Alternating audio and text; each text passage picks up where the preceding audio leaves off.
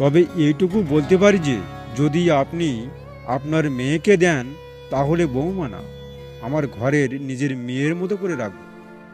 দেখলাম বাবা আর উনি গল্পে বেশ মেতে গেছি, কিন্তু যাকে দেখতে আসলাম তাকে এখনো দেখতে পেলাম না।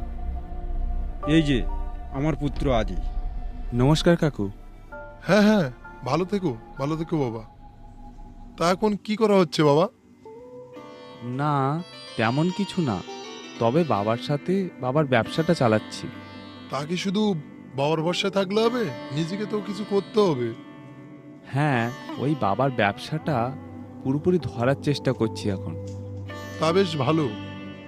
বাবার তো অনেক বয়স হয়ে যাচ্ছে, তা এখন নিজেই ব্যবসাটা ধরার চেষ্টা করো।